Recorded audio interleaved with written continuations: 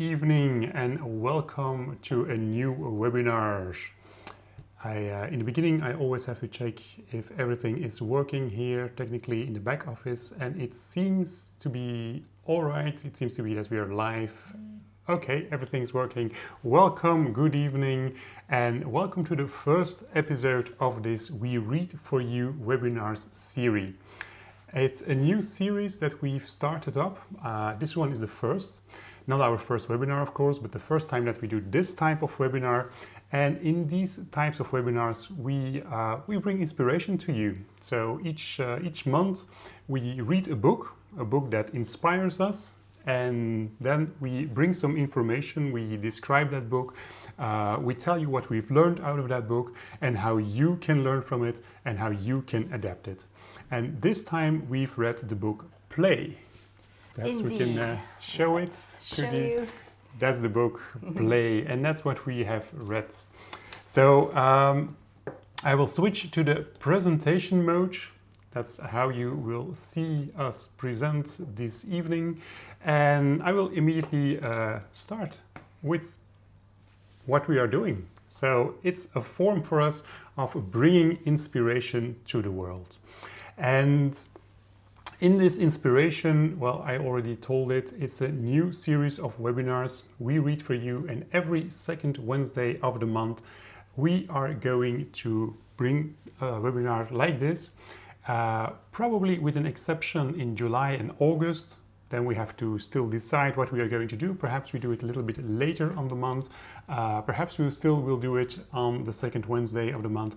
So that's something that we still have to figure out. But normally, as from this month, normally every second Wednesday of the month, we will have a webinar, a Read For You webinar, starting at 7 p.m. in UK time, which is 8 in European mainland time. Okay. And there are books already in the lineup. As mentioned, today we are going to talk about Play, a book about shaping the brain, opening imagination. But we will, of course, discuss everything in detail just in a moment.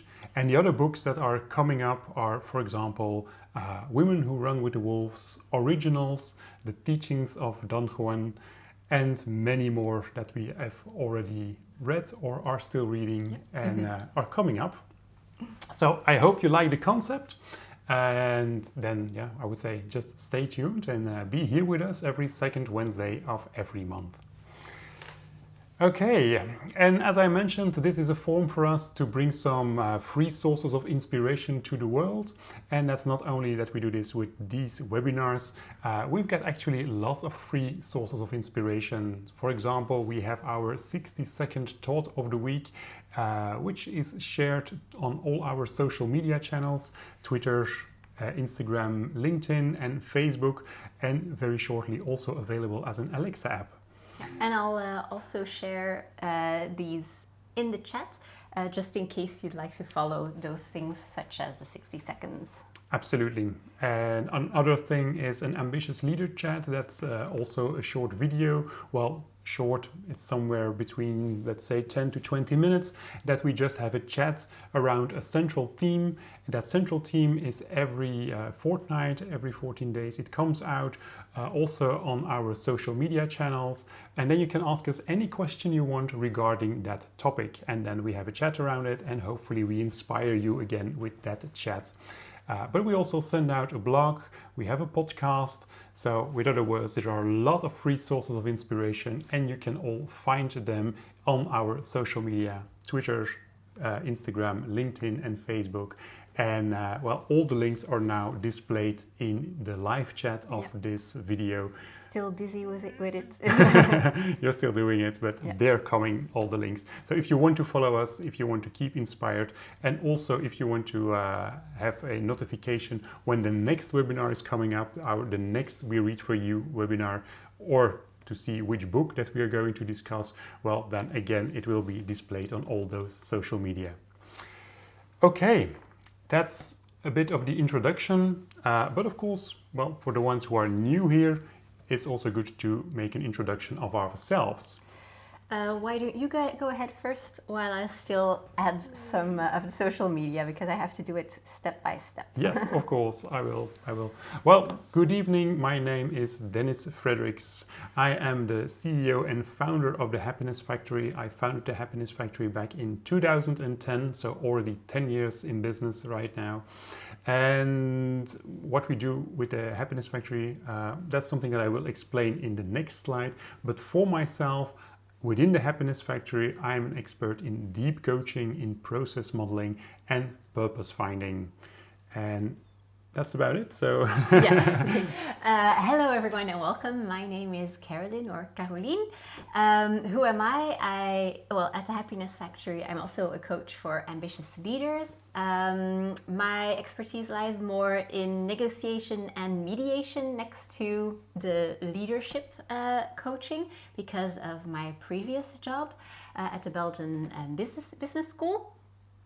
Now, I'm doing this job because what do I like so much about it is in my previous job I really could interact with people, inspire them when teaching or when talking to them about my research that I was doing there.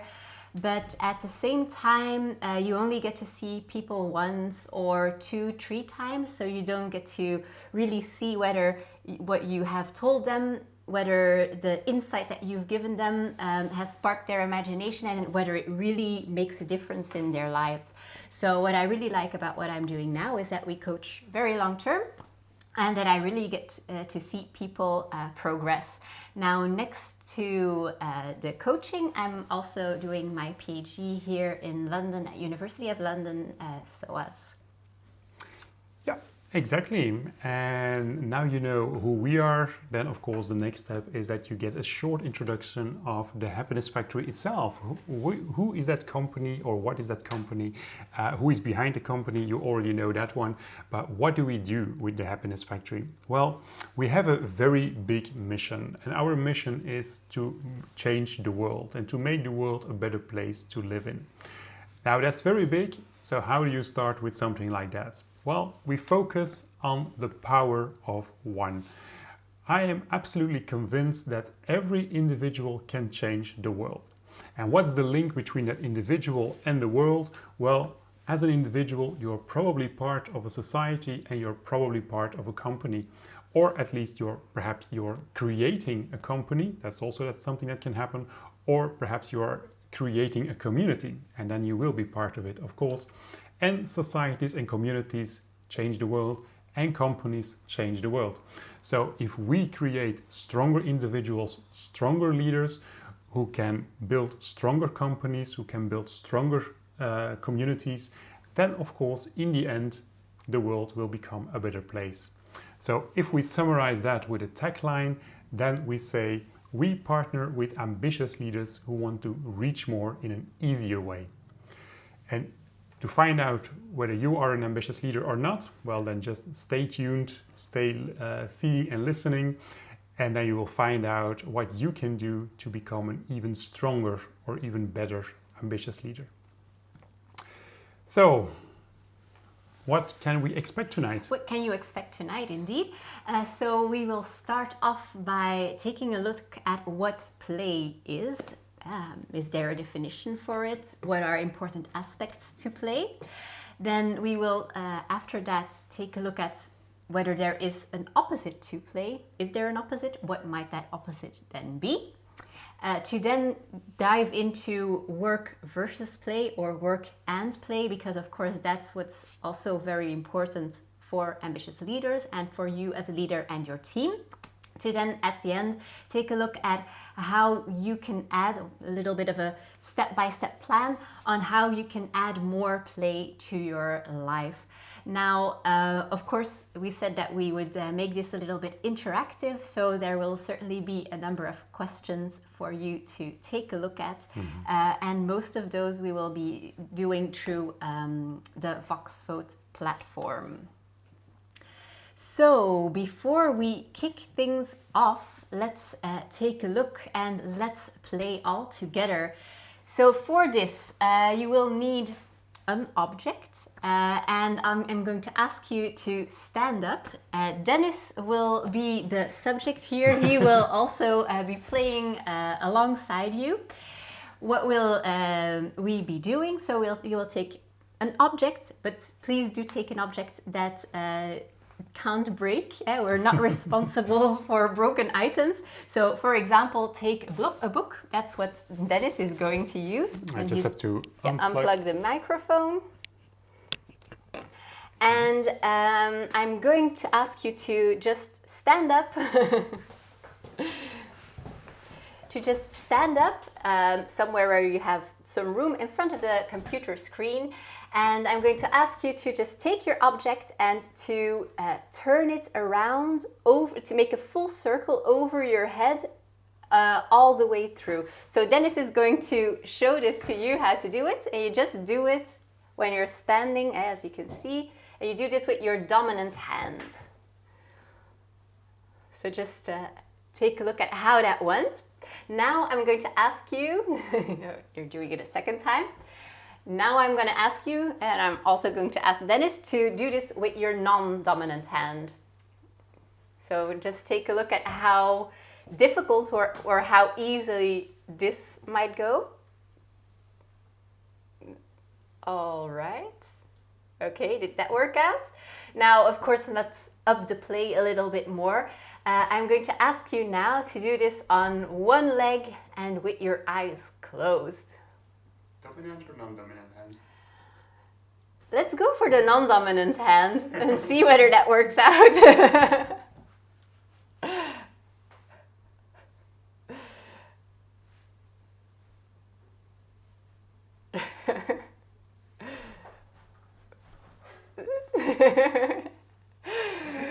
Okay, yeah, it worked out, but okay, thank you. So I hope you enjoyed this little energizer and this little first play exercise that we quickly introduced to just get you on board.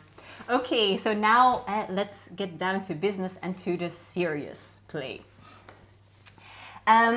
First, before we really start, throughout the entire webinar, we're going to use the VoxVote platform, and I'm quickly going to explain to you how this works. So as you can also see, there is the chat, the live chat here on YouTube, but for that to comment there, you need to log in as well. For the VoxVote platform, you don't need a login. The only thing that you need is another page on your computer screen, or you just take out your cell phone. And I'm going to ask you to go to live.voxvote.com. If you can quickly also add it in the chat. So just go to live.voxvote.com, then you will get this screen. I hope you can see it, that the reflection isn't too bad. And then there you will see that you have to enter a 5-digit number. So in that little section you can enter 68728. And if you then click next, the green button, voila, then you will enter our webinar, our quiz for play. Now there you can see a number of things. You can see the blue button. That's where you can ask us your questions.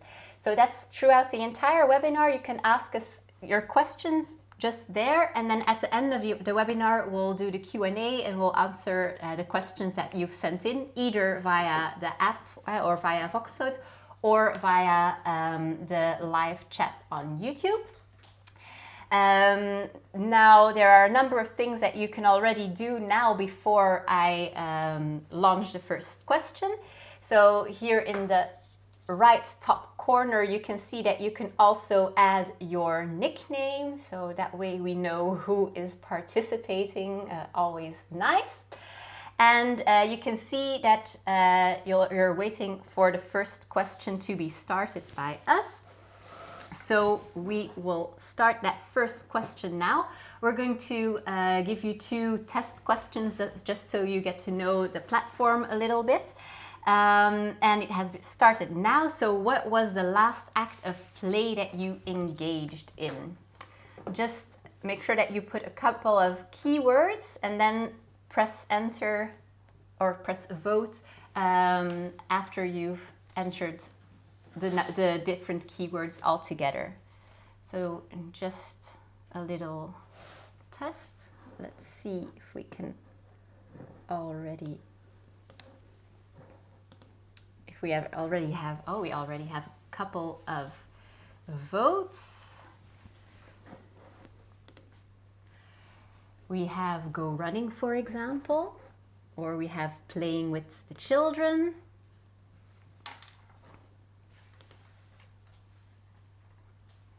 The last seconds to answer. One. Okay, and play music. Music is also one of the answers coming in. Yeah. Most of them, indeed, are around sports, music, and then playing with the children. We'll also launch a second question, another little question. Okay, it has been launched right now, and that is, what is your most memorable moment of play? So looking back at the past, what did you really love to do? What's your most memorable moment of play?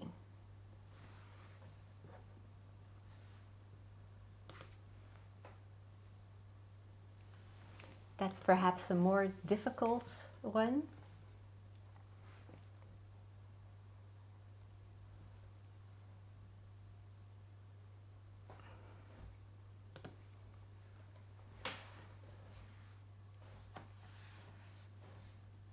Now, these are already some reflective questions, but they'll already tell you something about what is important to you, or how you are playing right now.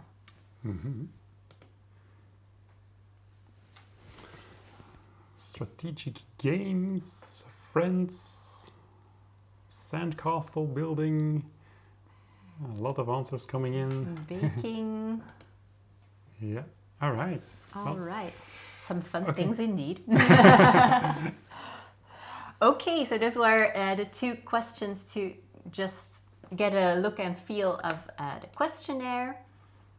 Then let's immediately also go to the first real question, and that is, how would you describe play in just a few words? And the question has been started, so how would you describe play?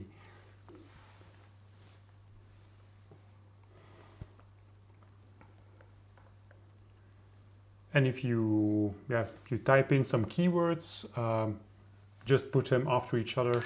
You can separate them with a comma or just put them all together. It's just a couple of questions to get you thinking. Let's take a look, because we're halfway now.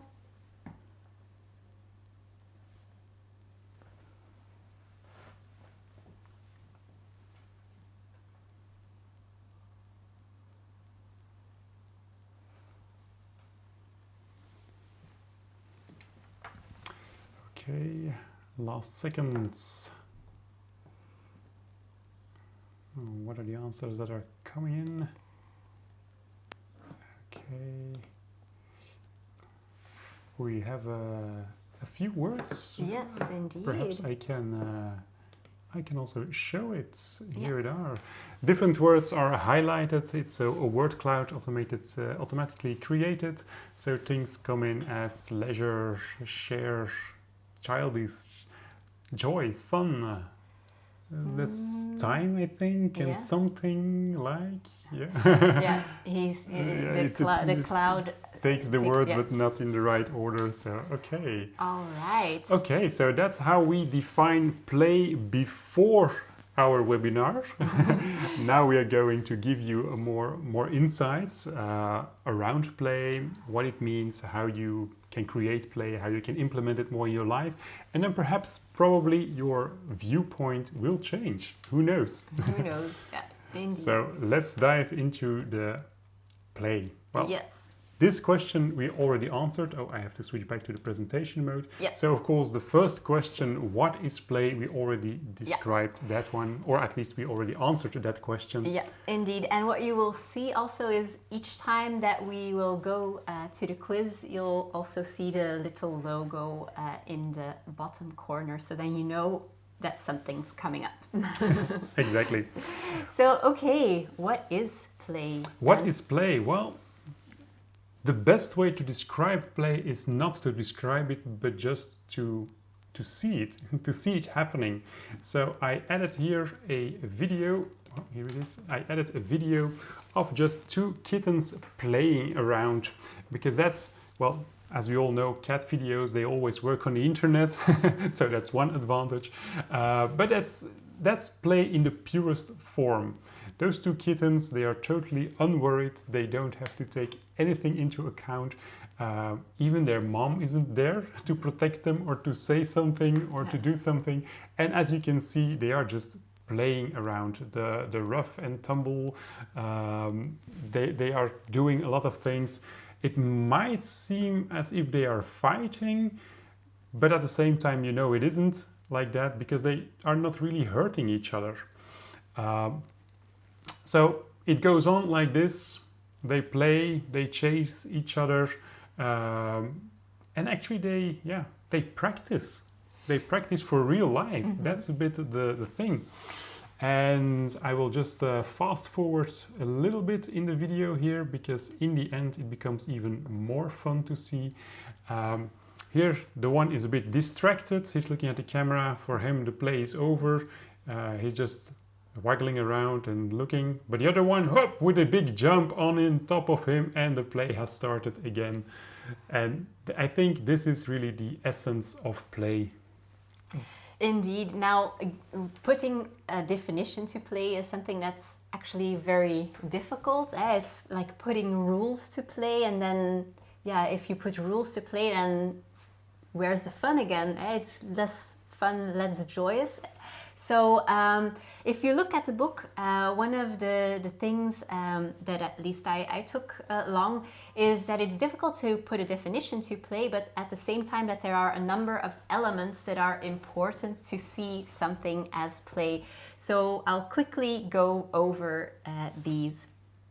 So the first thing that is really inherent to play is that it seems as if there's no purpose to it.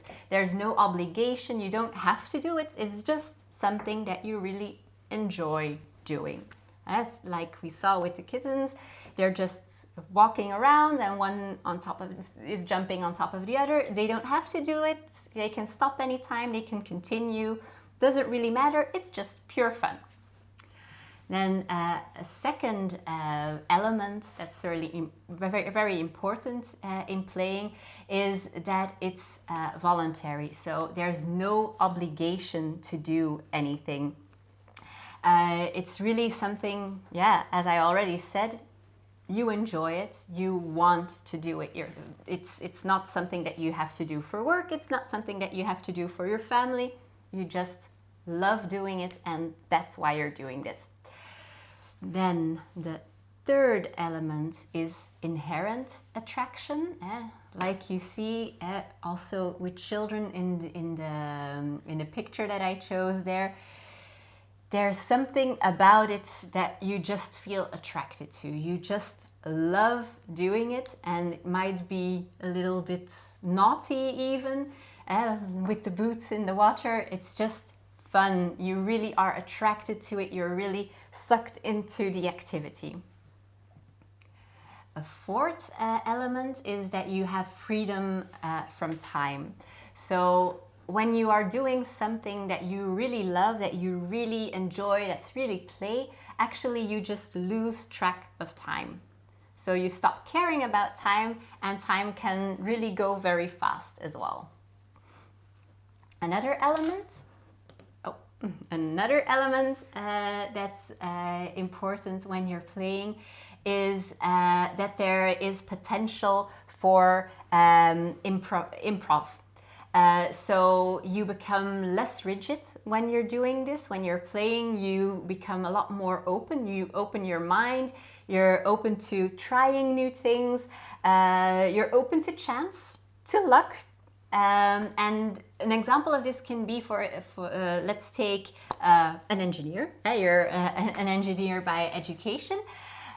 When you start doing something that is very playful, for example, with the children, you start building a sandcastle, you're doing something seems purposeless, it's something you just enjoy doing, it's really attractive, you lose track of time, and you start doing things you start being open to new things, you start seeing things from a different perspective, and because of that, you get challenged. And as an engineer, it might be that you get a new idea just because you're playing and being open to things. Then another element is the diminished self-consciousness. So when you are playing and you're really enjoying the play, you just lose not only track of time, but also you lose track of a sense of self. So you start going into this state of flow, and you become less self-conscious, less self-aware, less inhibited, and you just start trying new things without feeling embarrassed about them. And then a final element that is important to define play, let's say, is that there is this desire to continue playing. So it's not something that you're just doing and then at a certain moment you say like, okay, now it's enough. Well, it might be that sometimes you do have to say that, but actually there's this will of you to just continue doing this because it's just so much fun. So those are a number of elements that in the book are defining play. So I hope that you can also see this, that you recognize this for yourself. But yeah, for me, I also recognize many of those. All right, so then let's take a look at the next question in the quiz, because there we have another question for you. So you have to go back over to the Vox votes that you opened there, and then we will start a new question. Do you believe play has a purpose? And we have different answers, so I'm going to start the question right now. Yes. And do you believe play has a purpose? No.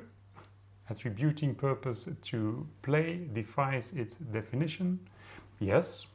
Play is a form of learning. No. Play is just about having fun. Yes. Play helps us to understand. No. Play is for children. Or yes, play is essential for growth. Perhaps you can base yourself on those elements that we already gave in the try to define it, the word play. So how do you look at play? And you can select multiple answers here. And the last seconds are ticking away. Yes. And so far, the answers...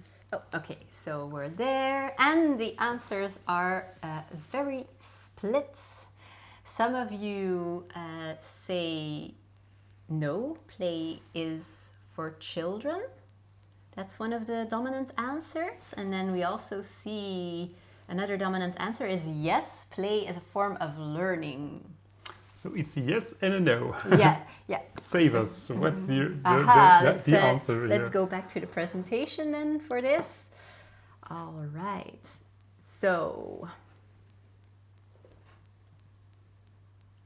why is play important? On the one hand, we already talked about the fun of play, that play is just enjoyment, pure enjoyment. But on the other hand, indeed, there is also a purpose to play. Now, what might that purpose be? If you look at the animal kingdom, but also if you look at human beings, there are a number of things that can really help us in playing. So let's take a look. So we as animals and as human beings are really wired, are really made to play. Now, if you look purely at animals, what is the purpose there? Okay, playing, fooling around like the kittens really prepares them for the future. They learn how to hunt, they learn how to do things, how to balance themselves. They make sure that they do it, if they're balancing themselves, that it's not from a height yet, so that they know how to fall. It's really preparing for hunting, for the future, and the same applies to us human beings. You get prepared for the future in playing. You get to understand why this specific little block goes into that specific hole. You get to understand that if you throw something and you throw it hard, that it might break. So you get prepared for the future, and you get to know certain skills, and you get to learn life lessons. A second element of why play is important is that you get socialized. So both in animals and in people, playing with each other makes that you get to understand the rules of society or the rules of interacting with each other, if it's also about animals. So it's really getting to know what your boundaries are, but also what the boundaries of the other are. So what can I do? What am I able to do? That's preparing for the future. But also, what are my specific boundaries? What do I have to make sure that I don't, how do I not hurt someone? Or that's perhaps with the kitten, when they're biting, when they're using their claws, they will understand that that might hurt. But the same applies to children. Yeah, when you hit someone, you might someone might hit you back. Or also on an emotional level, if you say something, if you start bullying someone or you start teasing someone, where is that boundary? That's what's really important to understand when you're playing. I'm just taking a look because my iPad closed down. And so it's really learning how to engage with your friends, but also with your foes. And it's gaining emotional intelligence. So this socialization, it's also really what makes that we belong to a culture, and it also means that play is often the basis for art, for culture, for sports. It's really bringing people together and making something new and enjoyable. Then there's also a third element to play. Why is play important? And that third element is making sure that we as animals are able to adapt to change. So because we as children, but also as adults, can still play, by playing our brains are opened, we continue learning, we continue to do new things, and because of that we also become less rigid. So we are able to adapt to certain situations, to invent new things, instead of purely focusing on what you've learned as a child. And that's also actually one of the big differences if you look at the animal world or then the human world. So humans are really built, we're really wired to continue playing our entire lives. And that's also something that you see a lot more in dogs. So the author, what he does is he also gives two examples. So he takes a look at the research on chimps and on human beings, and then on dogs and on wolves. And the interesting thing there is that you see that certain animals are a lot more wired to play until a certain age, and then they become more rigid because they have learned what they should learn to be able to perform and to make sure that they that they just survive and that they also have babies. While if you look at dogs or if you look at people, we are able to play a lot longer. We're wired to just continue playing and to be playful. And in that way, we're less rigid. We can be more flexible. We can adapt to the changing world. And this really helps us. So let's take a look then at why play is important also for animals. And here again, what's happening in that world of play is actually that you learn skills and lessons, but that you learn them in a low risk environment. And that's why it's also very important to let your children play. That's not something that we will discuss ourselves, but if you even take away the low risk or every possible risk that children might have to learn something in their play, then they also learn less. Let me take a look. Did I say all of those things? Yes. All right.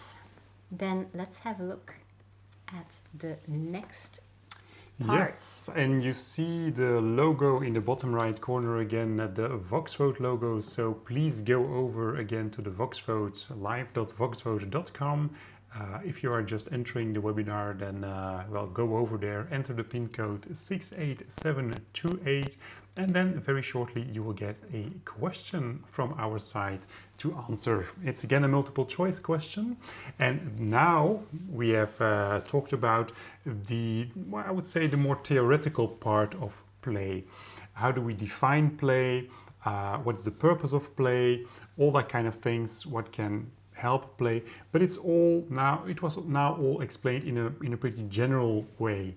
And if you read the book, then you will also notice that in the first part of the book, it's indeed a bit of a theoretical approach, and indeed with many links to the animal world, as Caroline already also explained or gave many examples of the animal world, because there are of course lots of things that are pretty similar to the animal world than the human world, because in the end we're nothing more than just a bunch of animals as well. But now we are going to use that concept of play more in the work environment. So what is the opposite of play? That's the next question for you. So please go over to voxvote.com, live.voxvote.com, and I'll start the question now. You have 60 seconds to answer it. So what is the opposite of play? Option 1, work. Option 2, depression. Or option 3, play has no opposite. Which questions are coming in? Let's have a look. And I'll put the info for the Vox votes back into the YouTube live chat. So what's the opposite of play? Is the opposite work? Is the opposite depression? Or does play not have an opposite? Is it something that is standalone? Let's see what are the results that are coming in. 5 more seconds to answer. And all the answers are in, and it's a draw. It's a draw between the opposite of play is work, and it's a draw with the opposite of play. Well, play has no opposite. Well, let's have a look at it. What's the opposite of play? Is it work or not?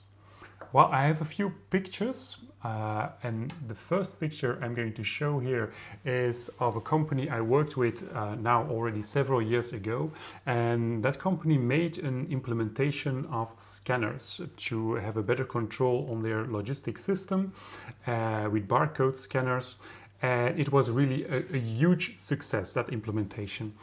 Not because the company was so prepared or because yeah, the scanners were that good or because of other circumstances. No, the main factor for success was the fact that the scanners looked like a gun. It was a laser gun game for all the logistic employees, and they were really walking through the warehouse and shooting all those barcodes, even sometimes shooting each other. Of course, that had no effect, but for them it was just one big playground. And that's very nice to see. Another example here is a short video of a guy working on the tarmac, guiding the airplanes, and well, the way how he's doing it, he's clearly enjoying himself here. So is the opposite of play, is it work? Well, if we look at those two examples here, I think we can say no. No, the opposite of play is not work. So it's not what you do, it's much more how you do it. That guy here in the movie clip, he could have done it in a very more boring, normal way. Normal way, yeah. Let's say it like that. So yeah, it's just what it is. It's not about what you do, it's much more about how you do it and how you approach it. And then I can come up with the other answer here. What's the opposite of play? Well, the opposite of play is indeed depression. And there is a pretty easy solution or pretty easy answer for that. The opposite of play is actually not playing at all. The opposite of play is not having fun, which means depression. And then it's pretty strange why those two are so many times that they are confused and that they are mixed up, and that there are so many people who think that work and play are indeed opposites. Well, that comes from some sort of socialization. It's a bit of a culture, and you can hear it and you can see it. There are so many expressions that say things like, well, play is for children, or you are a serious person and you are doing serious work, so you should be serious. And you should be wearing a suit or something like that. You know, all those cliches, images that we have with work, and that it needs to be serious and all that kind of things. And it's understandable that it's there, because in the beginning, as children, we play, and it's normal that we play because, as expressed in the beginning, play is a form of learning. You have to play to learn your skills, to really get into it, and in a very safe environment. And in the beginning, as children, we're pretty unworried. The only thing we have to do is actually play. But then we grow older and we get more responsibilities, we have more commitments, and with all those commitments, it also comes together with more worries. For example, you have a job. With that money of the job, you buy a house. With that house comes a mortgage. And, well, you need that job because otherwise you can't pay your rent. And then you're going to lose your house, and so on and so on. So you better be serious, right? Because you're an adult. So you need to be serious. Well, and that's where the mistakes comes in, because that's not true.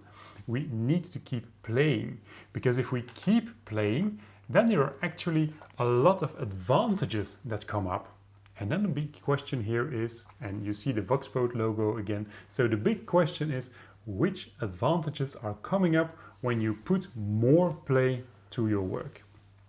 So let's go over again to Voxvote, live.voxvote.com, enter the pin code 68728, unless you are already here, of course, then you can just wait for the question to start.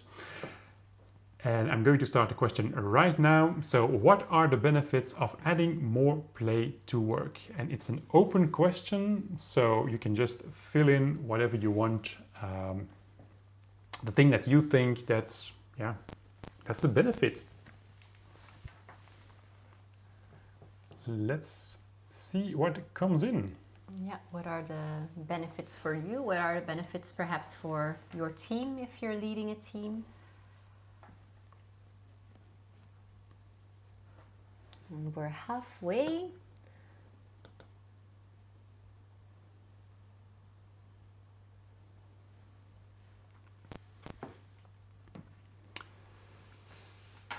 Okay, still 15 seconds left to answer the question. Okay, people are answering. The days end faster. Probably because there's more enjoyment. Okay, all the answers are coming in. So, well, okay, we see some advantages, we see some benefits in bringing more play to our work, which is a good thing because indeed there are many big advantages in bringing more play to your work. And in the book there are many advantages described, but we picked out the 3 most important, I think. So the first one, and I've got it from the book, but I also got it from talking to a fireman. Well, adding more play to your work, really a big advantage there is that it's a moment of distancing yourself from the work. So, for example, you're full into your job, you're full into your work, you don't know exactly what is blocking you, but you don't get that creativity out. Well, then just bringing in a short moment of play, something to relax, and poof, afterwards you suddenly have a lot of new ideas coming up. Well, that's a typical example of bringing more play into your work. It it gives you less stress, so it de-stresses yourself, and it gives you another point of view. And as I mentioned, it's written down in the book, but I also got this one from talking to a fireman. It was not around play, but it was around teamwork. And he was describing the fact that, well, as firemen, well, of course, they see a lot of disasters, and sometimes they also have to take out very, very deeply hurt people out of a car accident or something like that. So it really has an emotional stress on them. And the crew really has I would say the habit to make fun with it. And it might sound weird, it's not in a wrong way that they have fun with it, but if they are very emotionally loaded, then they need to get rid of that stress, they need to get rid of that emotion. And the best way to get rid of that emotion is by laughter, is by having fun, is by joking around. And that's really what's happening. And in that fire brigade, it was very clear that it passed on from generation to generation. The freshmen coming in, they didn't really know how to behave in such very emotionally loaded moments. And they took that emotion on themselves. But then it were more the older firemen, the experienced firemen. They started to joke around, to laugh with some things, and then the stress is just completely relieved. And then when the older generation is retiring, then of course the younger generation has seen how it works, and it goes on like that. And is it then also in a more physical way, the laughing, the joking around, the teasing? Did he specify that? But it can be in different forms. It can be the practical jokes, it can be just verbal jokes, it can be whatever kind of things depending on the situation. If they are, for example, just stepping back into the fire truck and driving back to the brigade, well, then it's more like a verbal, making fun things and telling jokes and that kind of things. If they arrive back at the station, then it's perhaps more like practical jokes and teasing each other and that kind of things. So it's all different types of play that comes along. Because I was just thinking that the situation that they are in, of course, is more emotionally laden, more more stressful than most of the situations that other people, an ambitious leader, might be in. So I thought that maybe there it was also a bit more the physical teasing. But then if I think about a situation with your team, if there's a stressful situation there, or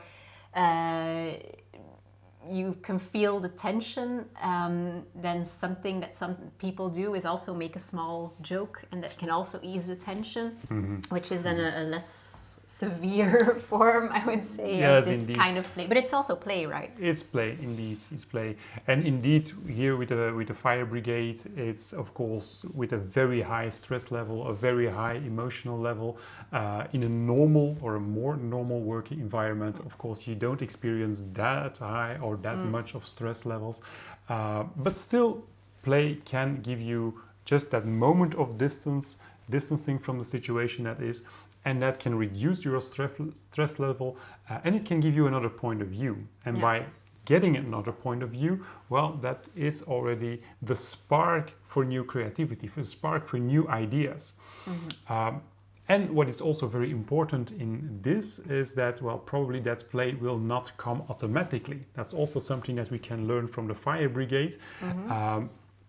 Well, as I mentioned, it's the older generation, it's the more experienced generation that generates the environment in which they can play. And that's something that you as an ambitious leader also need to do. I think it's your obligation as a leader, as an ambitious leader, to really create that environment for play so that people are reducing their stress levels and that people can get another point of view when they are stuck. And as I mentioned, if you get that other point of view, well, then you come to the other advantage of more play in your work. It's the spark for your creativity, and it's the spark for new innovations. Just as you see in the very short movie clip here, well, those experimentations can be a lot of fun. And that's what it's all about, because many people think that for big innovations or big creative ideas, that those things come, that they come with some sort of a eureka moment, where suddenly the professor comes to the point and says, oh, eureka, I found it. Well, in many cases, it's not in that way. In many cases, many inventions were made by accident. Or in this case, in the video, you put two chemical elements together and something explodes and comes out, and it creates a lot of foam here. But if you can do something with that foam, then by coincidence, you created a new invention, a new innovation, and it's all just by fun. So in many cases, it's not that eureka moment, but it's much more that moment where something happens and that other people say hey, that's funny that it happens like that.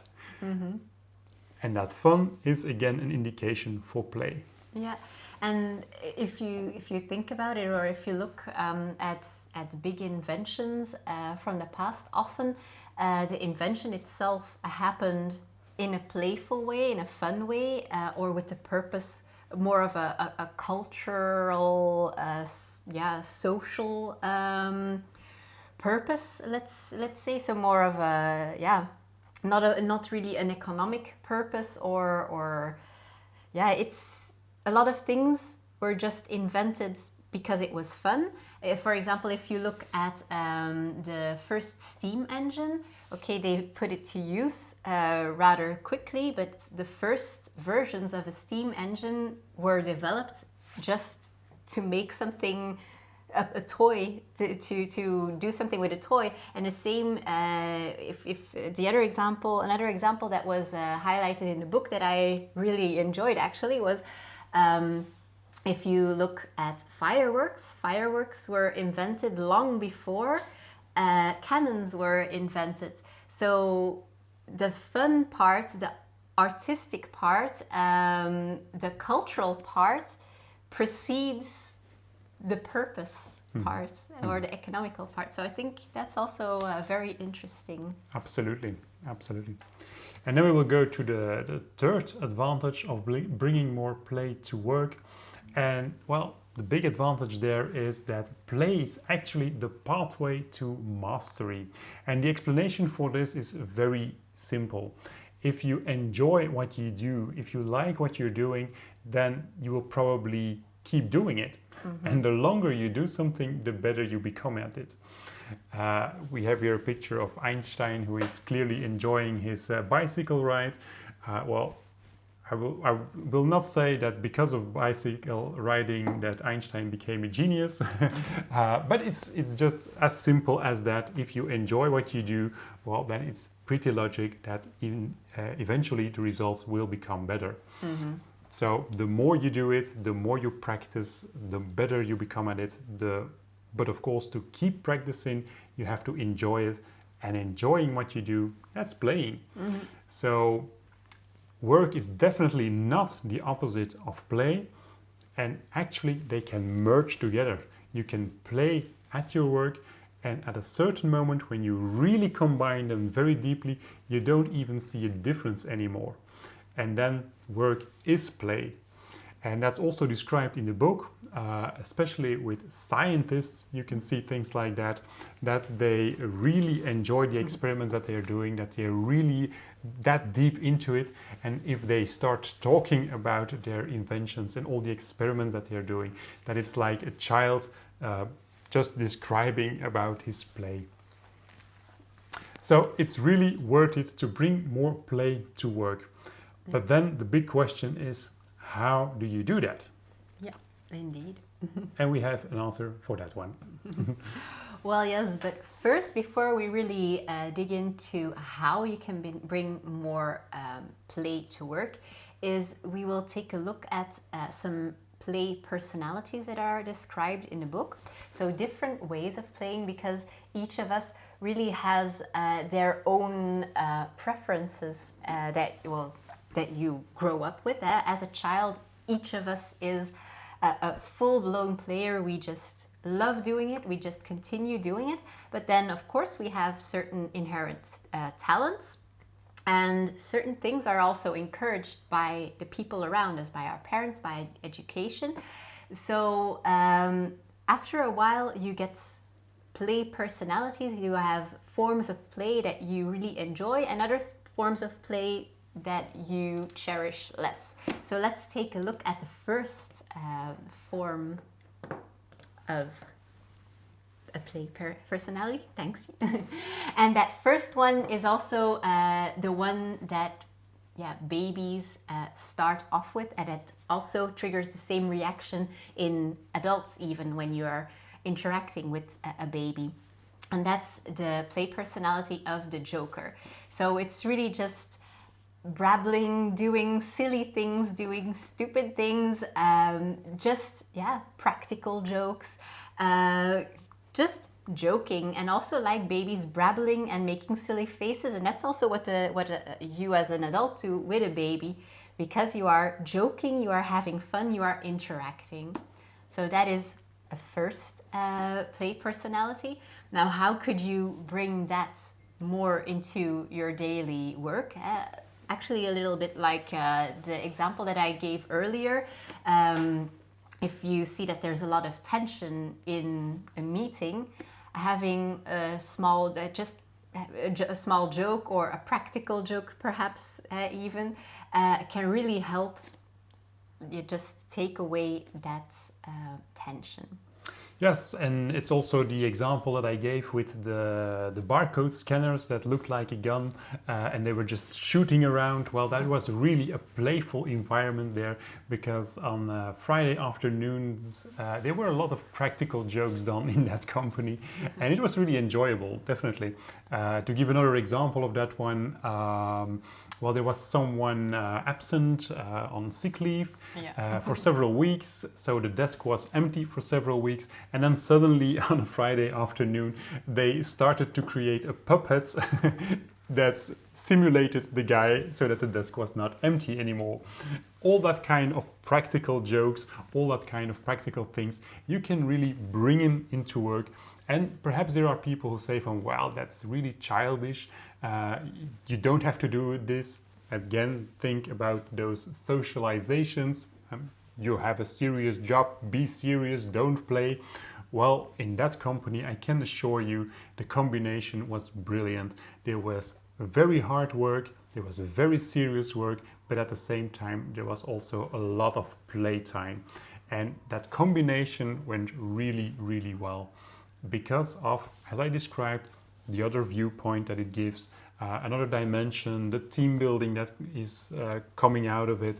So a lot of advantages, and of course that gives also benefits in the work itself. So practical jokes are a good thing to start with.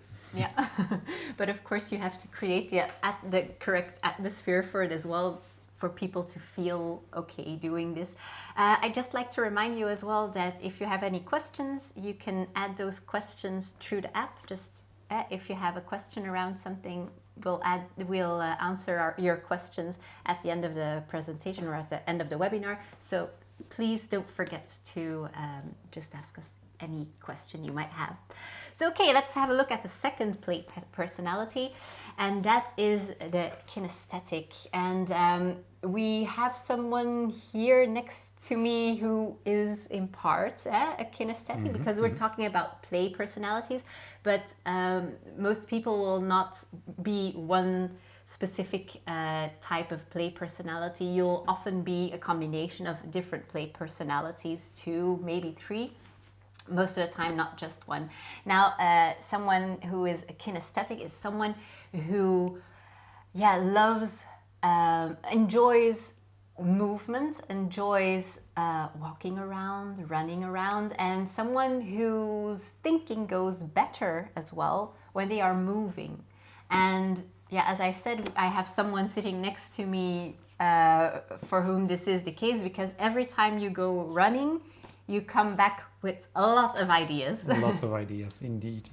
And it's not that I really think while I'm running, or that I do it really consciously, that I'm running and I'm really thinking about something, or that I really take something in my head. No, it just happens.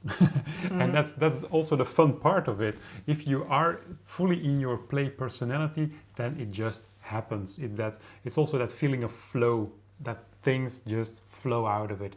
And I totally recognize in being the kinesthetic, because indeed when I go for a run, then I come back with lots of new ideas and totally inspired. And I can also use it by purpose, that sometimes if I'm stuck, if I'm blocked somewhere, then I will just go for a run. And then I will come back and I know that probably the problem is solved afterwards. Sometimes I also use it in another purpose, and if I start running, then, well, you will probably recognize it, but sometimes I start running and I ask the question, is there something that I need to think about? Yeah, indeed. And then I know that probably an answer will come afterwards. So if you recognize yourself in being a kinesthetic and that you really have that need to move, well, then use it. And each time that you need to come up with new ideas, that you need some new inspiration, then, well, just start moving. And movement can be everything. It can be dancing, it can be walking, it can be running, it can be whatever kind of exercise. I know someone where it was swimming in the morning that helped her structure her thoughts. Exactly. In the book, there's even the example of a kid who was indeed a kinesthetic, had some problems with reading, and instead of sitting on a chair for reading, they put her on such a big ball to sit on, that she could really move while reading, and suddenly it went all much better. So that's it. So when you mentioned the element of flow, but of course that's not only for the kinesthetic, it's also in the other play personalities, because if we look at the next one, and that's the that's the explorer. That's one of my play personalities. The explorer is someone who just loves to explore, experience new places, new things, new tastes. I love to go to new countries, to see new things, to feel new things, to get to know new people. But it's not only traveling or seeing other things, it's also for me, it's also mentally, it's also exploring thoughts of other people. It's also exploring the way other cultures think. So it's really getting to understand what is at play for other people, for other cultures, and how do I bring that in my job? as a coach, what are you trying to do? You're trying to understand what the other person is going through and how they think, what might help them. So you're really exploring the person and the mind of that person. And actually the same applies as well in my research when I'm trying to understand new concepts, trying to understand what's going on in interviews. But, yeah. So if you recognize this for yourself and indeed you like traveling and exploring new places and that kind of things, then probably that's a good indication that you might be an explorer as well. And then you can bring it more into your work by indeed doing a little bit more research, by exploring more ideas and that kind of things. Yeah, indeed. And then the next play personality is the competitor. Now the competitor and the kinesthetic are sometimes a little bit confused with each other, because kinesthetics are people that love to move, but competitors sometimes, if you look at people that love running, for example, it might also be seen as someone who is very competitive, but for example, for you, that doesn't really apply, or not anymore, perhaps. Not anymore. But the competitor is someone who really loves to shine, someone who really loves to compete, to be out there, to be the best. And it can be in sports, but it can also be just on the job, wanting to be the best performer on the job. How can you bring that into your work environment more? Do you have an example of well, this? if you know for yourself that you like to win, that you like to be the best, then probably you are a competitor. And if you know that for yourself, well, then you can bring it into your job as well. And perhaps then it's a very good idea to look out for another competitor in the same company. And then you can create some sort of competition, a friendly competition, of course. There are some examples of people who are sorting out things, for example, and then they try to do it as quick as possible. Well, that's some form of competition that you can bring in. If you have a direct colleague, for example, who's doing the same job, how many files can I sort?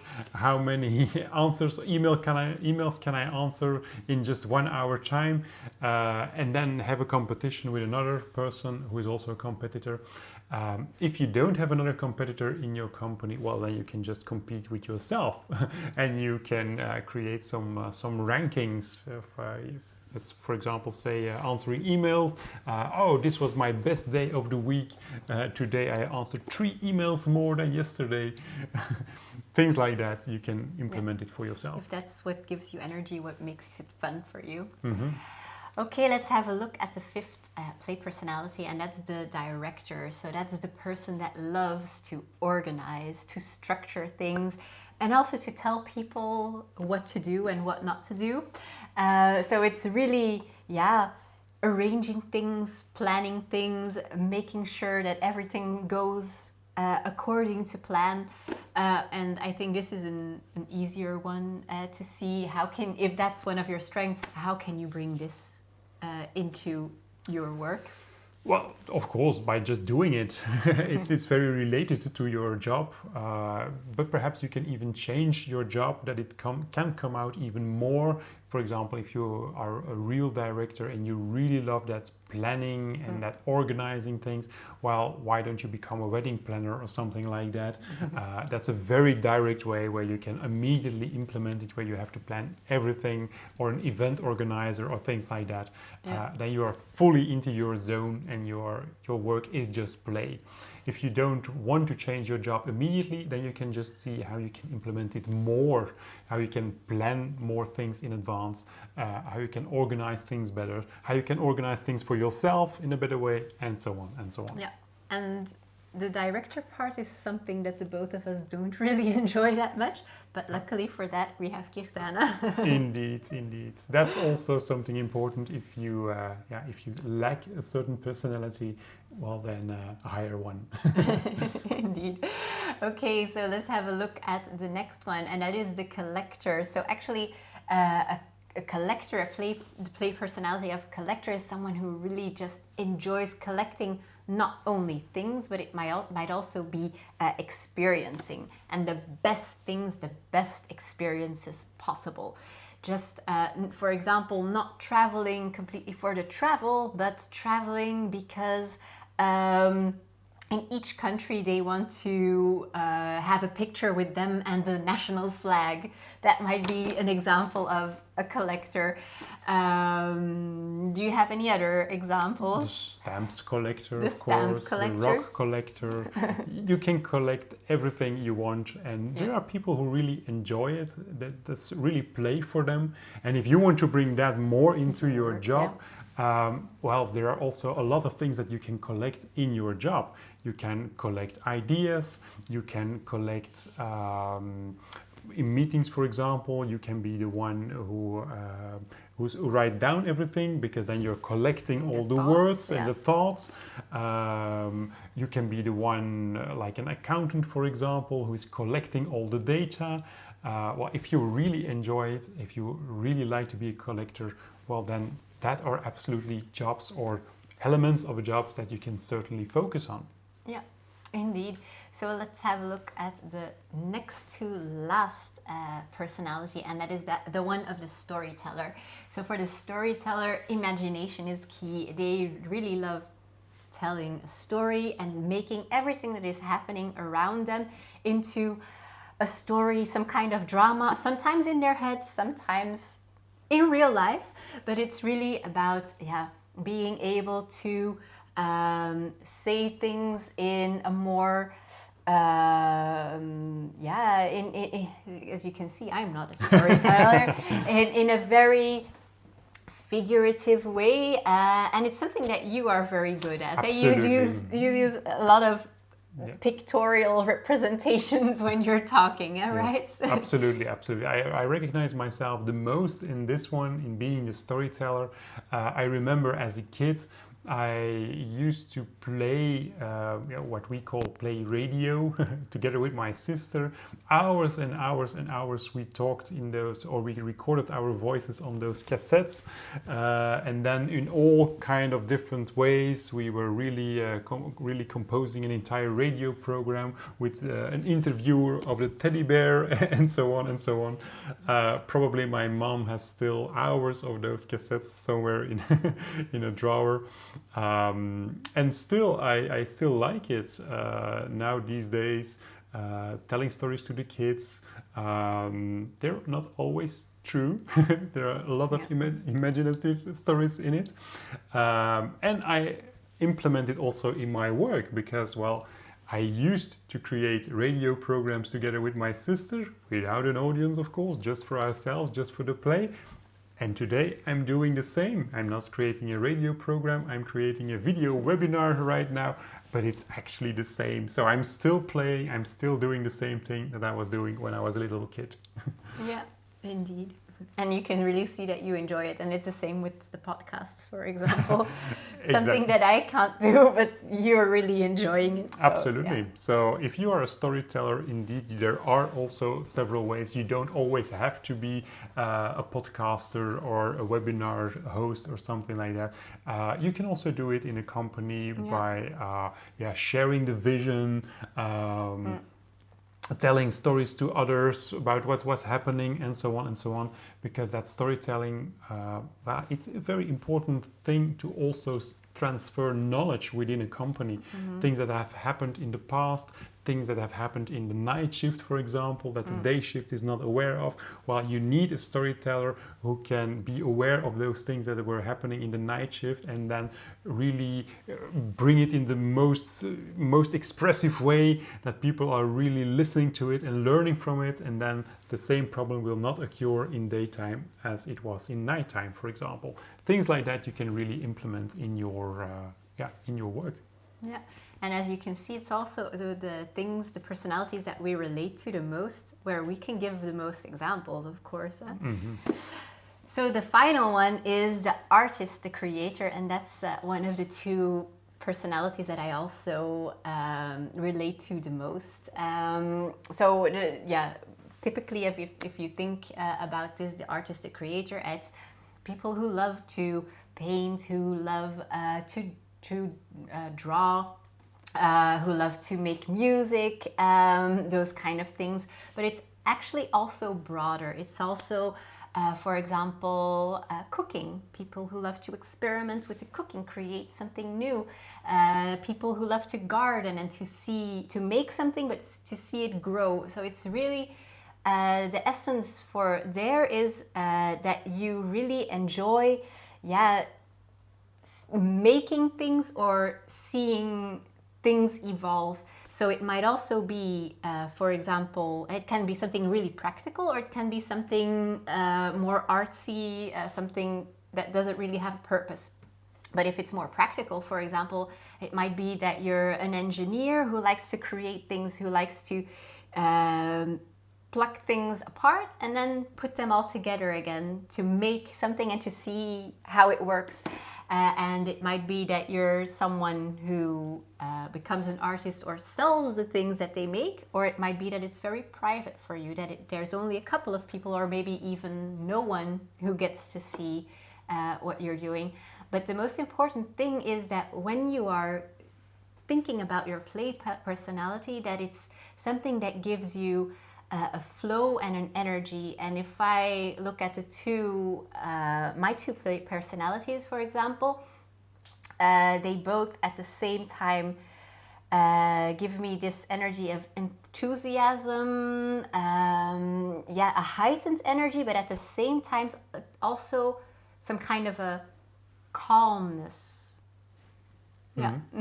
I don't know if that's the same for you. That's the flow part for me. Well, it's clear that you recognize it for yourself very quickly what it is. Yeah. When I was reading the book, for example, and all those different types were described, I was just reading them. And when I came to the storyteller, I immediately started laughing. And that was for me really the thing of, okay, yes, this is who I am. Yeah, indeed. So now that you've heard about those different play personalities, of course, we have to ask you the question, which play personality do you recognize yourself in? So we're going to start a new question in the quiz. And let's say pick two of your play personalities that you recognize yourself in the most. So go over to live.voxvote.com. If you're new, then enter the PIN code 68728. If you were already here with us, then you can just answer the question right now, because I've put it live and you've got 60 seconds to pick your two play personalities that you relate to the most. So let's see what comes in. We're 35 seconds into the question.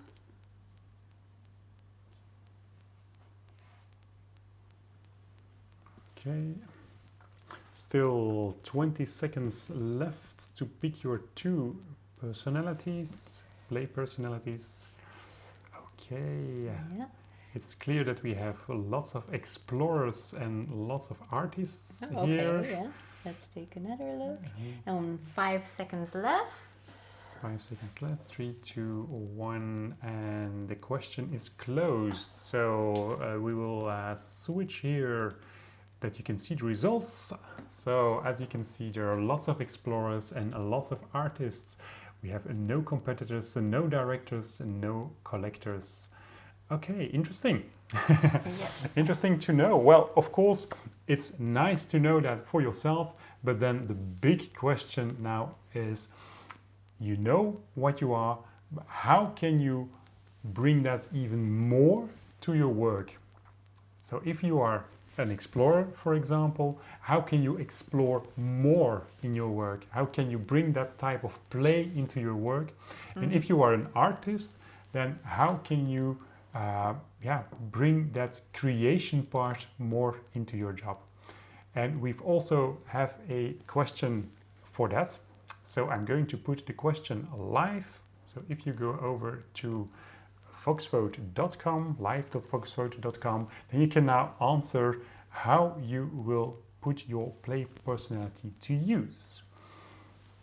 Just a few keywords is enough, of course. What are your first actions, your first takeaways that you want to take with you, if now that you know that which play profile that you are, how are you going to make use of it?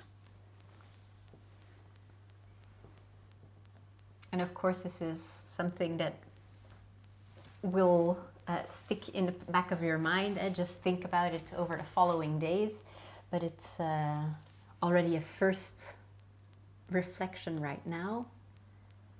Yeah.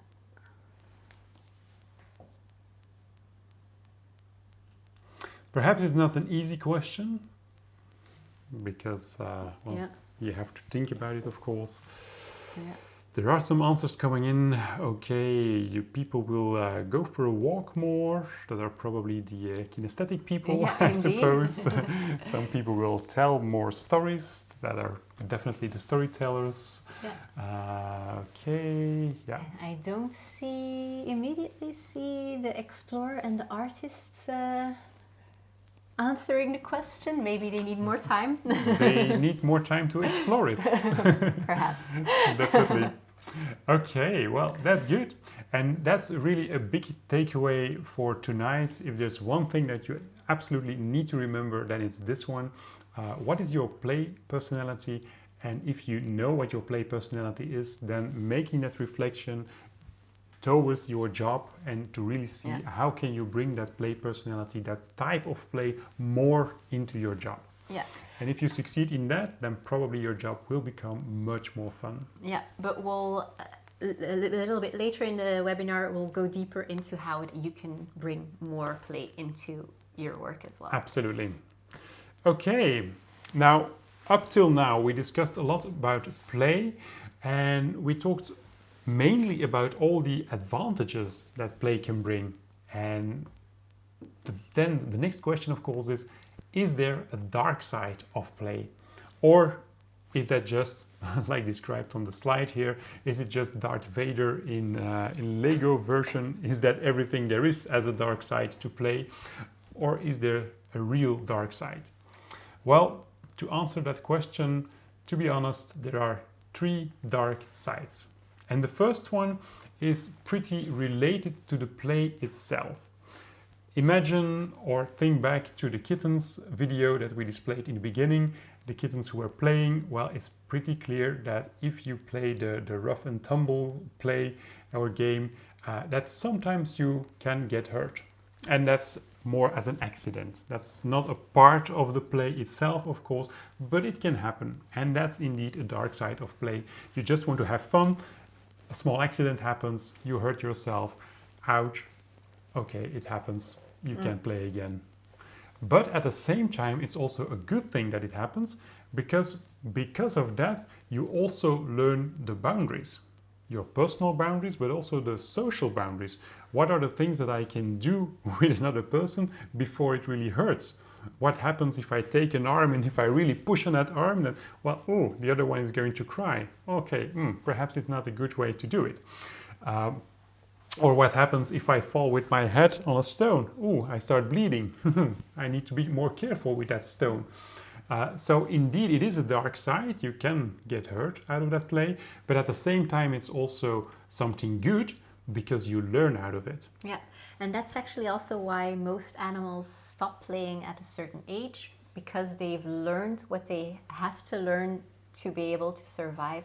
And when it's not necessary for them to evolve any further in that, that's when play loses its benefits, so they stop playing. And that's, for example, the difference between the wolf and the dog then as well, as I mentioned in the beginning. Yeah.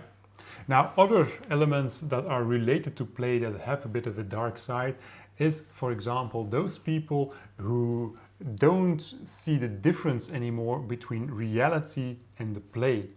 And I've got a very nice example here. You see the playboard of Monopoly. When I play Monopoly, for me, it's much more about, the social element, being together, having a good evening, talking, relaxing, a bit of a drink, a bit of something to eat with it. So really the social element of the play. But a few years back, I was playing Monopoly with a few guys, and they took it really so serious. It was not fun at all. And for me, I quit the game. I stopped it. For me, it was so completely different than I was used to playing it. But for them, it was very clear. And perhaps it had everything to do with those play personalities. Perhaps they were really the competitors who liked to win, and they were putting everything in it to win. But they took the game so serious that for me it was not fun and not play at all anymore. So that's another dark side of play, when you take that play too seriously.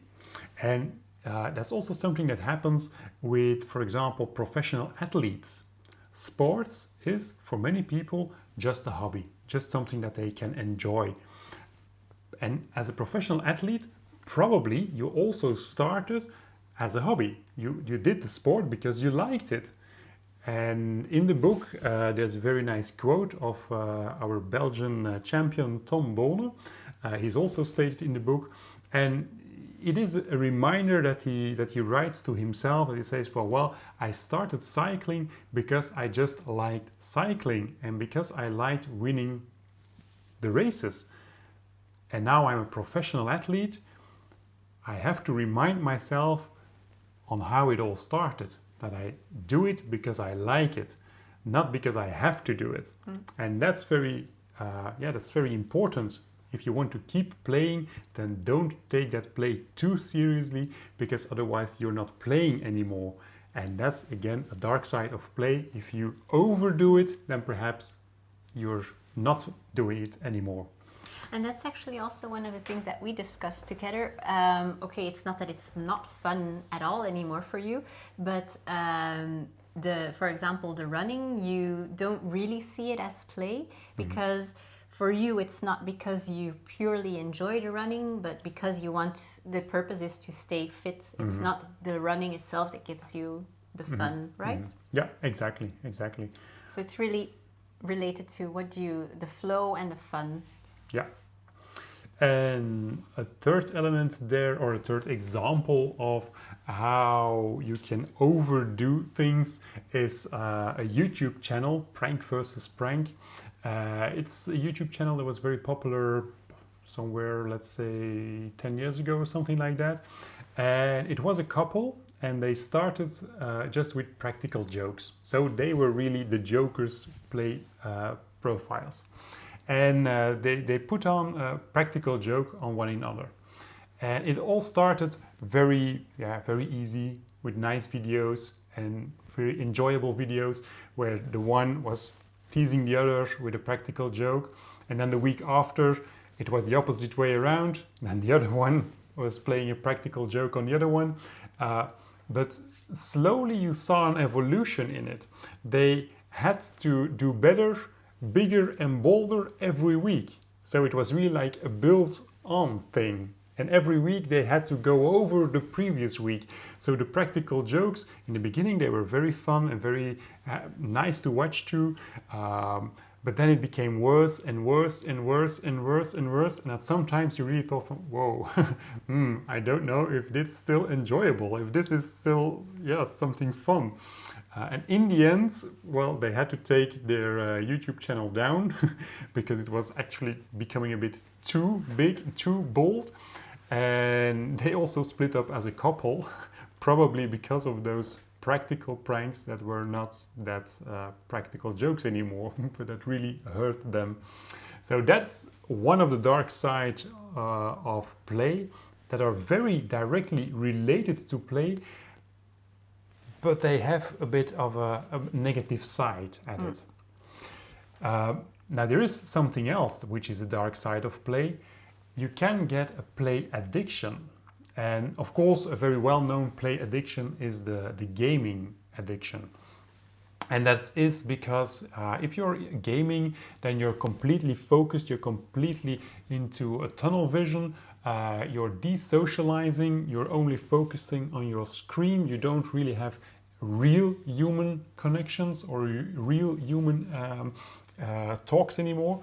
Perhaps you're playing together with a few friends, but then it's all through that game, so it's not really a real life conversation anymore. And that game gives you so many triggers that the rewarding system of your brain is fired so much and so deeply that the real world becomes a little bit boring. And that's where the addiction starts, of course.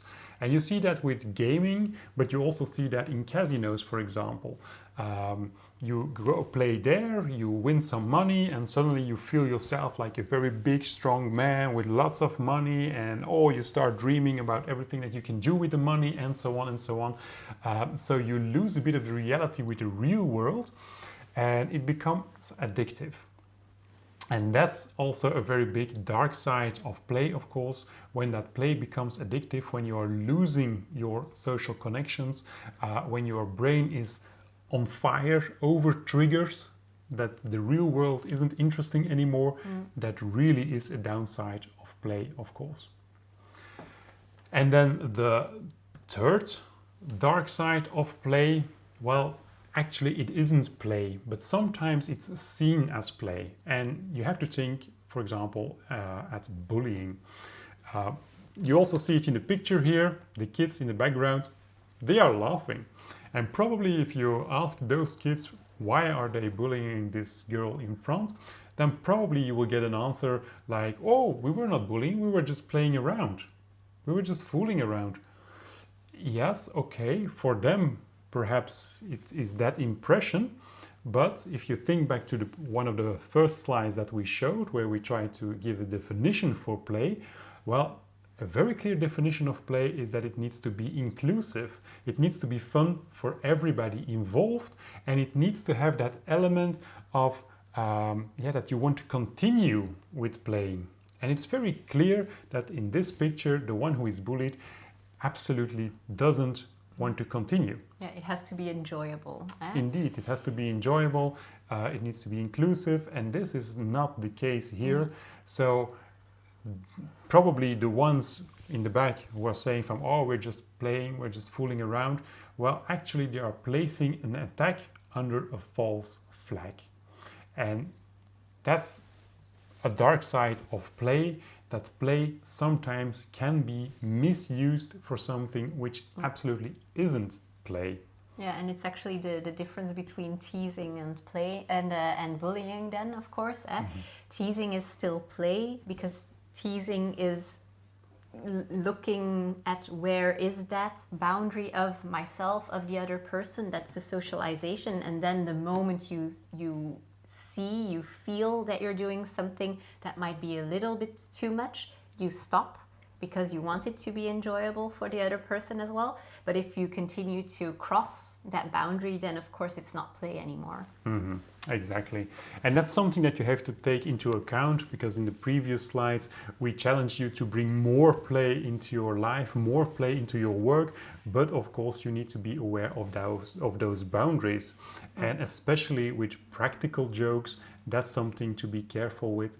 And especially in a working environment, when I was saying when I was giving that example, when they created that puppet for the one who was absent, well, it's okay, but it already comes close to that boundary, because it can also be just laughing with the person who is sick or with the sickness or something like that.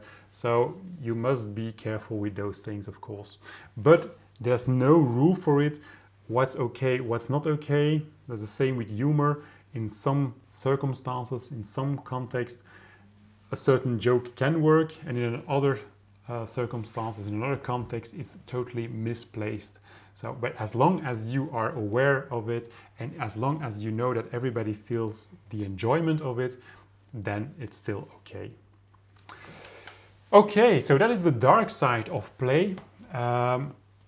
Now, to end the entire path to play, the book also ends with an overview of how you can start to play again if you lost your play mode, or how you can play more during your life and during your work. And it's actually a bit of a pathway that you can travel to end in a more playful way and to really get all those advantages of play in your life and in your work. Yeah, so we promised you to make it more practical as well. So we already had the play personalities. Now, how can you start playing again? Because as children, we were full-time players. We really enjoyed it. But then through socialization, through our responsibilities, we lost that fun, that enjoyment. So the first step is actually looking at your play history, according to the author. Just one quick thing first.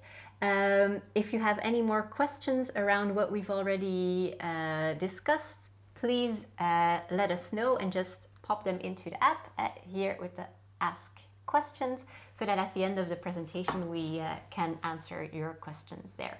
So, okay, back to the slide. Taking a look at your play history first and foremost is important as a starting point. So it's really taking a look at what did you really enjoy as a child or as a teenager? What is it that you loved doing? What made you happy? What gave you energy? And what can you then do to recreate that in your life now? How can you integrate what you loved to do in the past? Things, talents, for example, that have become dormant. How can you reintegrate these in your life now, perhaps in your work, of course, as well, but also next to that in your life now. And the author gives us a couple of questions that you can walk through. I'm just gonna give you three big questions to think about right now, because it can already give you a head start before you start reading into it, for example, if the book triggers you. So the first thing that he asks you to do is, okay, what gets you excited? What got you excited as a child?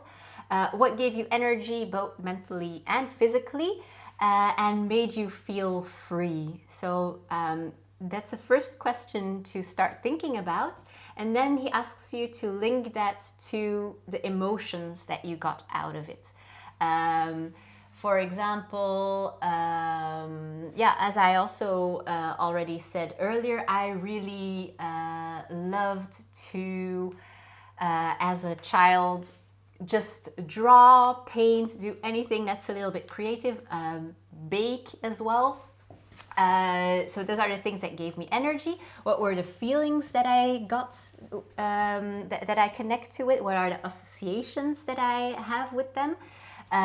It's a feeling of energy, of excitement, and at the same time of warmth, of being with my family. So those are the emotions and the links that I make, linking emotions, people, places to it. So that's the second part. And then he asks you to think about how you can recreate those feelings of playfulness back into your life. So the warmth, the excitement, the enthusiasm, how can you recreate that? Is that in the exact same way if you look at your play personality, or are there other ways to bring back those specific emotions that that you got from playing?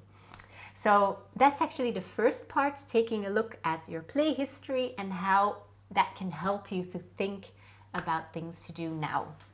And the second step on your path to playing more is, well, the second picture there, it describes it very clearly.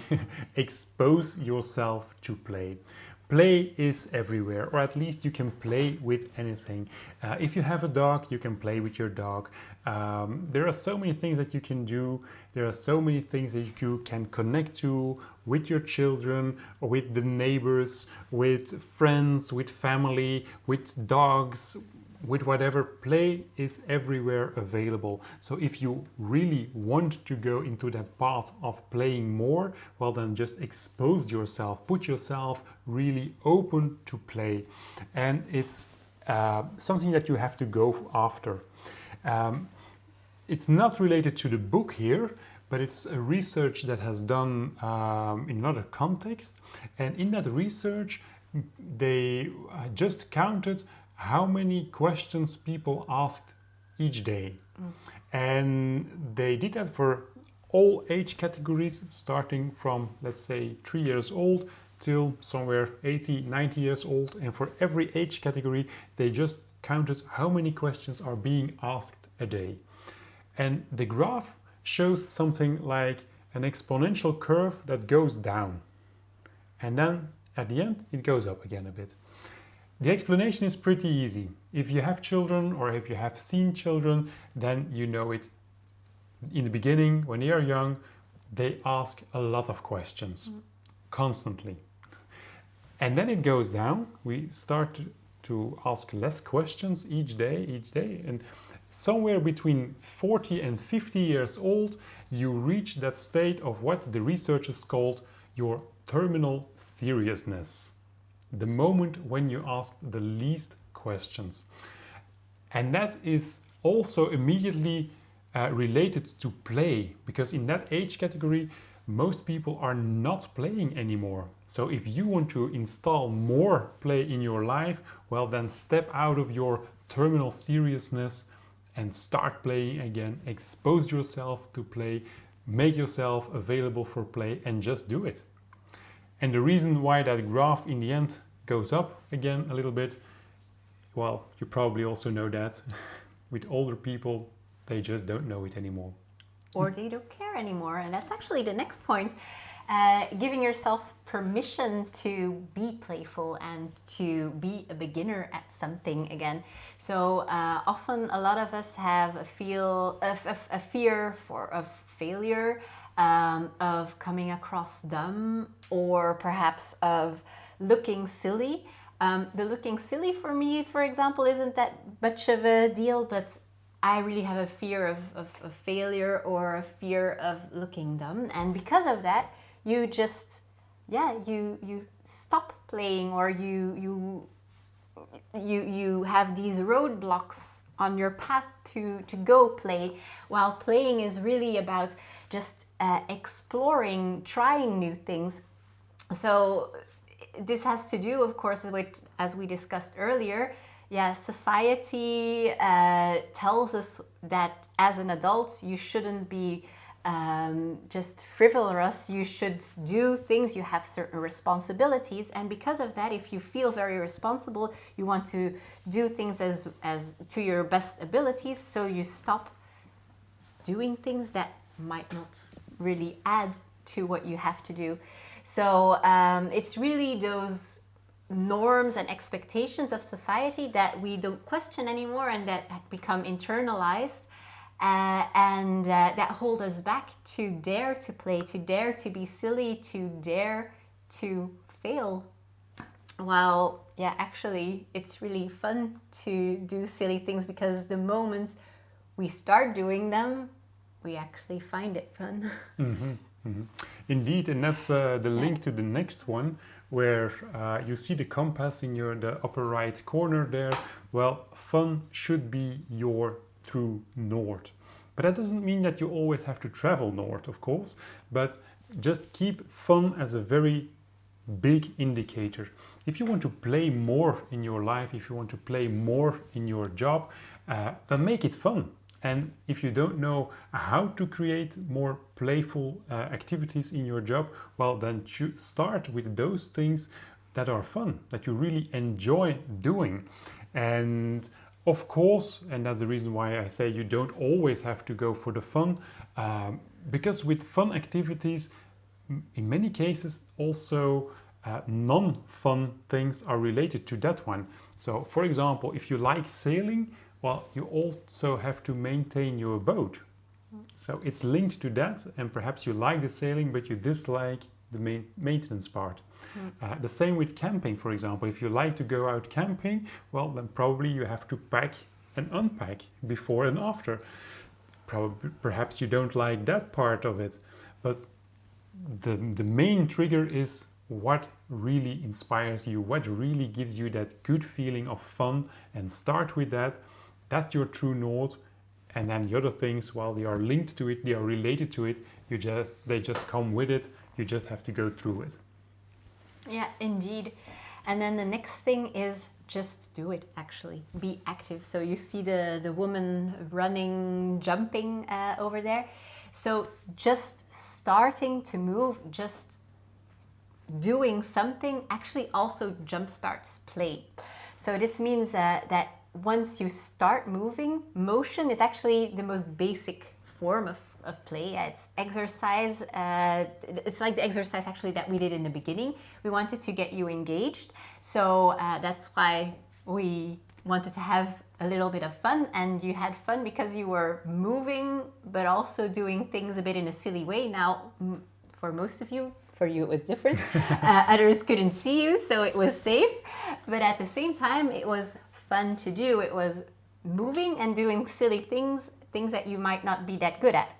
So, and it's really something that is very important. As we mentioned earlier, the opposite of play is depression. And if you look at the research, there has been research done on how moving and playing can actually influence depression and can help you get rid of the roadblocks that are holding you back from seeing a perspective, from finding enjoyment again in life. And that's because if you look at the neurological pathways in our brain, the parts around cognition and movement are very closely linked, and it's the same with the ones that are linked to planning and consequences of future actions and movement. So because those are very interrelated in the brain, if you influence them by moving, by going running, by playing, that means that through that action, you can overcome those roadblocks. You can start moving in your brain again as well and overcome that depression. Mm-hmm. So, key point. Yeah. And the thing you mentioned in the beginning when you start with your fifth point of movement is indeed perhaps you have to overcome a certain fear. Yeah. And that's the sixth point here, the sixth step in your path to more play in your life and in your work. You have to break free of your fears. And that's a bit of a catch-22 actually, because if you are depressed, if you have a lot of fears, then it's hard to play. It's even almost impossible to play. But at the same time, as I mentioned with the fireman, play can reduce that stress, and play can make sure that you get more self-confidence to overcome those fears. So this sixth step is probably the hardest step of all, to really be able to deal with those fears that you have. And once you start in very small steps, then you will see that it's a self-improving system, because play helps you to break free out of a lot of fears. But you have to start somewhere, of course. And it all starts with really that mindset of, okay, I want to have more play in my life, in my job. So I'm going to break free, so I'm going to do it anyway. And I know I am afraid, but I still am going to do it. Yeah, and indeed, as you might have those barriers that you've put for yourself, or barriers around you, other people, the situation that you're in, it's really important that you nourish your mode of play. It's really important that you nourish your play personality, and that you make sure that the environment and the people around you also nourish what you love to do as play. So it's about practicing, about doing, experimenting, and this won't happen by itself. As we also already mentioned, you have to do it. But you also need the right environment to create the right environment mentally, and the right environment around you to nourish those types of play that are important for you to be able to, grow and develop further. Mm-hmm. Absolutely. And that are the 7 steps that are described in the book. That are described in the book. And if you follow those 7 steps, well, then you can introduce more play to your work and to your life. If you combine those 7 steps also with the play profiles or play personalities that we discussed earlier, then I think you have the two main topics of the book with you to really introduce it, and especially now we zoomed in much more on the work context. But if we look at the book, then there is much more in this book than only the things we discussed, of course.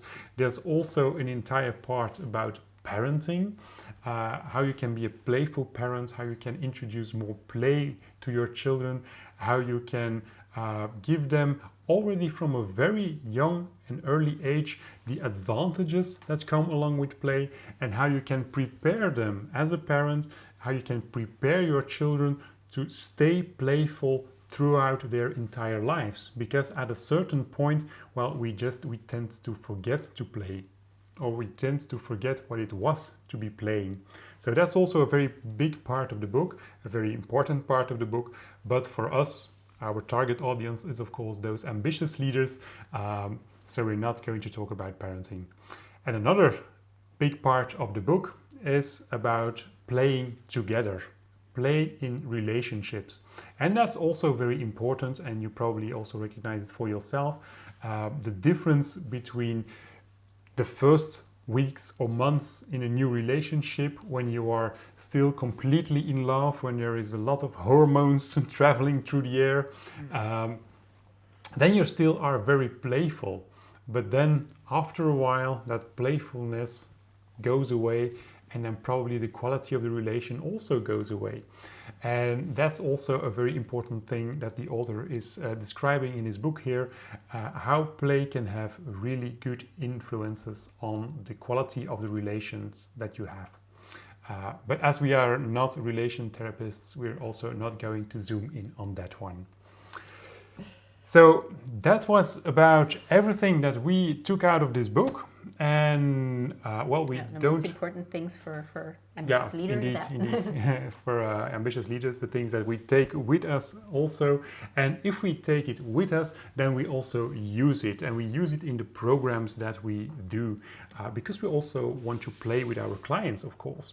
And the programs that we do, to just go over them very briefly, we have the Ambitious Leader Program, which is a long-term one-on-one coaching program to become better at what you do, to gain those results in an easier way. As I mentioned, the tagline in the beginning, for ambitious leaders who want to reach more in an easier way. We can also do that in a team program, so that it's not a one-on-one anymore, but that it's with an entire team. We also have our intensive coaching days. Then it's not a long-term trajectory that you're going through, but then we all condense it into 3 to 5 days. And we also have some online learning modules. And you could see the webinars like this is also a form of an online learning module. So if you want to learn around play, well, then you just did. Yeah. And to stay noticed about everything that we do, well, as I mentioned in the beginning, go over to our social media on Twitter, LinkedIn, Instagram, and Facebook. All the links are in the live chat on this YouTube video. And there you can follow all our free sources of inspiration, all the things that we can come up with. And then, of course, you also see how we exactly work within those programs that we do. And there's one specific thing that I still want to zoom in on. Now, if you hear us talk about display and if it's really interesting for you, then it's very important to get started with it. Because as always, the devil is in the detail. You can hear a lot, you can learn a lot, but if you don't do a lot, then it won't make a difference. So get started with it. And then once you get started with it, then probably the questions will come. And that's a good thing, because that's really a signal that you're doing something and that you're learning. But then, of course, then what do you do with those questions? Well, then you can always come to us again. We offer something like a clarity session. And a clarity session is something that we offer for free, but at the same time we say it's not for free, but we say it will not cost you money.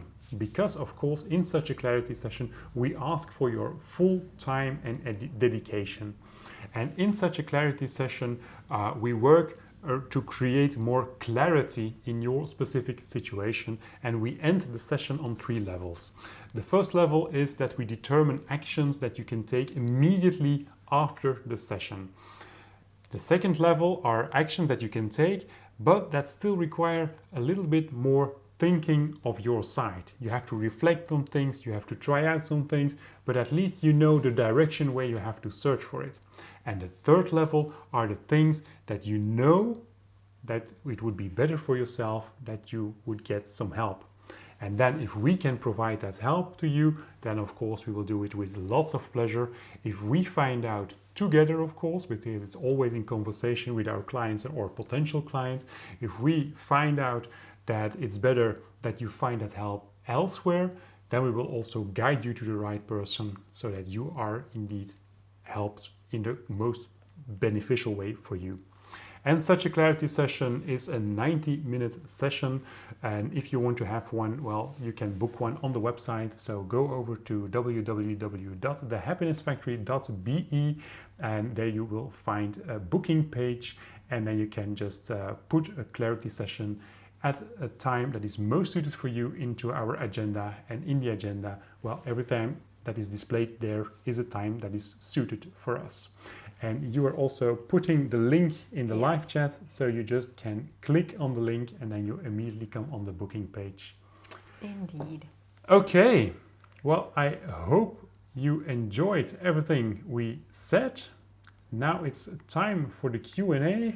Yes. But if I look at the time, then I think we talked a lot. Again. So yeah, perhaps it's best that we answer the questions that I see in here personally, because I see that the names are mentioned. Because there's quite a lot also of comments or So we will answer your questions personally then, because otherwise we're going to go really over time. Exactly. So no Q&A for today, but we will absolutely come back to your questions, but then more in private. So we will make sure that you get answers. Yes. And yeah, thank you very much for being here with us. We hope you enjoyed it. We also really enjoyed reading the book, because reading is something that we both really like doing, but you have to take the time to play. So it really helps us to play as well there.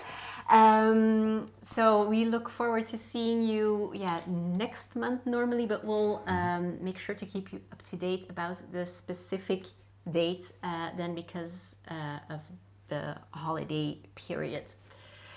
All right. Then thank you very much, and see you soon, perhaps otherwise also on our social media. Yeah, but then we will be back with another webinar where we have read another book. Bye. Bye.